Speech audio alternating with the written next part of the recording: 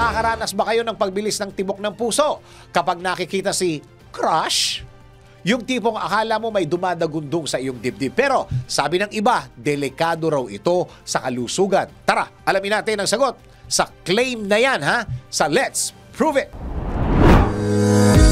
Bago maniwala sa mga claim na yan, patunayan na yan sa Let's Prove It! Nakakaranas ba kayo ng pagbilis ng tibok ng puso? Yung tipong akala mo may dumadagundong sa iyong dibdib.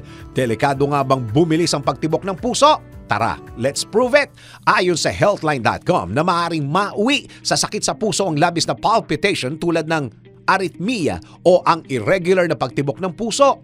Ang palpitation o ang pagbilis ng tibok ng puso ay maraming factors gaya ng stress, exercise, medication, medical condition o pag-inom ng kape. At kapag hindi naagapan ito ay posibleng magdulot ng pagkamatay, cardiac arrest, stroke at heart failure. Kaya't kapag nakakaranas ka ng kakaibang pagtibok ng puso, maaaring magpakonsulta na sa doktor kung saan inirekomenda nila ang basic diagnostic na electrocardiogram o ECG at blood chemistry.